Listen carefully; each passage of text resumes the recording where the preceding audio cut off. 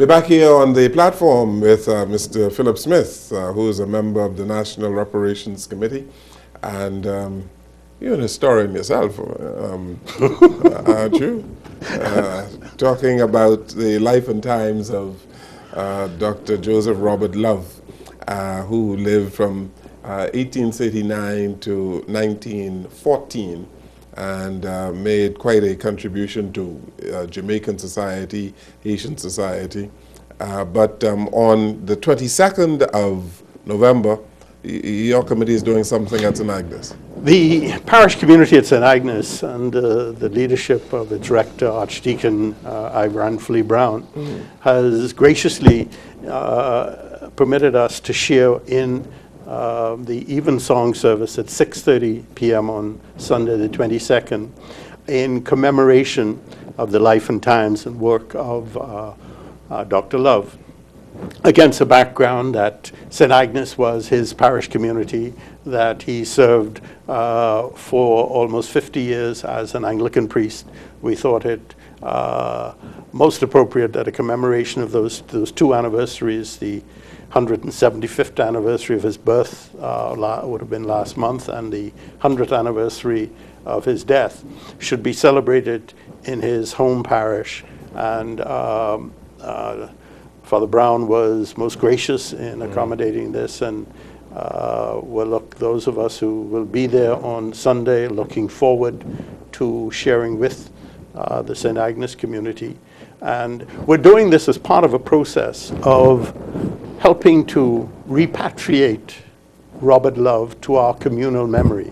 No effort to steal him from Jamaica, where he has been institutionalized, but rather to share, as we should do in all of the Caribbean, as we suggest that all of us in the diaspora, who the African Union, you might be aware, declared to be the 6th region of Africa, so that we are all part of this nation of people. And Robert Love, having gone to Jamaica and excelled, Stephen Dillard having come to the Bahamas and excelled, Sidney Poitier having been born in Florida of Bahamian parents and grew up here and in Cat Island, moved to the States and excelled, how Bahamians in many, many other jurisdictions were accepted and permitted to excel, and others have come into our country and become a part of this community and excelled. That what we're really doing is recognizing the movement of members of the family throughout the diaspora. But you're only doing this because of the anniversary of his death now, eh? Well, no, we're doing this because, just coincidental with that, the fact that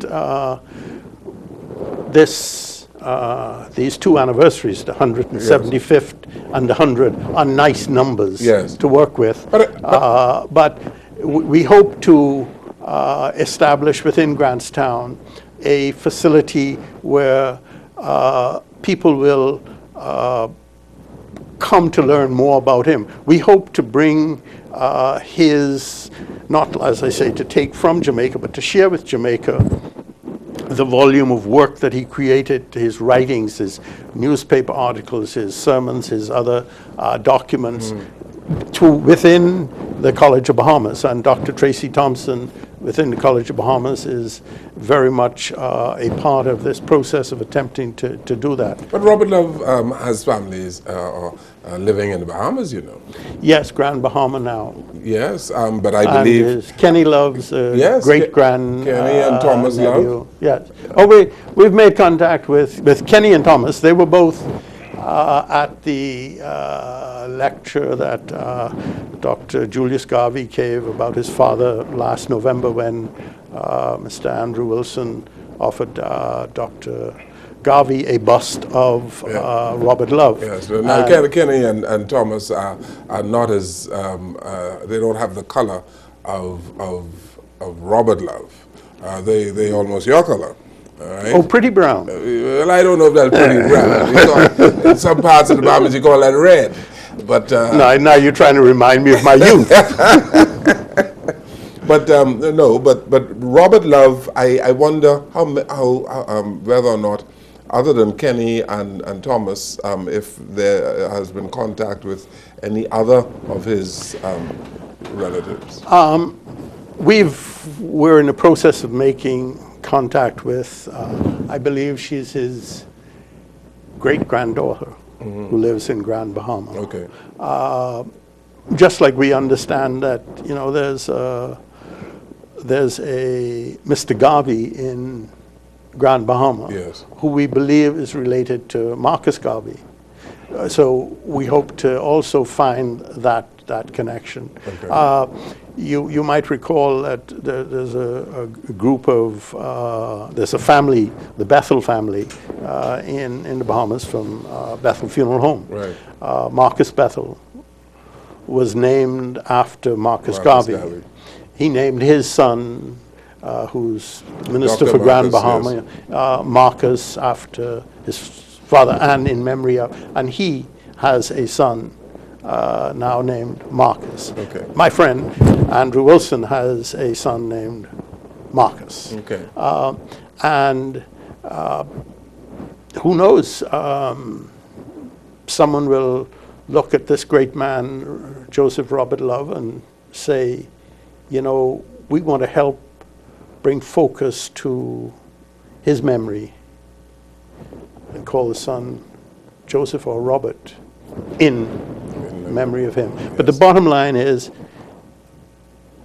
really an opportunity for this community to reflect on its history, to consider the good and the ill, to appreciate how we got to be where we are and what we need to do as a community to overcome any ills, however they would have been caused. Because I think, akin to what you were saying earlier, it really doesn't matter to me personally what the English decide to do, or the British decide to do, or the Europeans decide to do with reference to the claim for reparations. They will decide. We're not going to invade them with guns, so they don't need to be worried about that. But it is, for me, critically important that we stop pandering as a people to folks who say you shouldn't focus on anything that happened that was bad, you should forget it. Yeah, and it would make you happy if they simply say, we apologize, we are sorry. No, it wouldn't make me happy. That's what they think. That's what they ought to do. That's what they ought to do. What would make me happy is if the Bahamian people as a community talked about the issue among themselves and whatever they concluded, just to have the conversation about our complete history. For instance, I am of the view that colonialism was a terrible time. That is not to suggest that, our 40-odd years of independence has been heaven on earth. But at least during these past 40-odd years, we have been responsible to ourselves as part of this international world community for what we do internally, not having to follow the dictates of some colonial entity that read about it in black and white and say, oh, so that's what we should do. The reports that governors used to write to them to say, the coloreds are doing this and the blacks are doing this, and then they'd come back and say, well, you should do that to push the blacks back or the coloreds back. And if you read those colonial reports, you'd say, these people had no regard for black people or colored people. I've read some of them. But I thank you so very much, Mr. Smith, for being here today. As I said, you're a great historian yourself, and you're too kind. You've really educated many Bahamians today. Thank you so very much. Well, thank you, sir. I appreciate it very much. We must continue the conversation.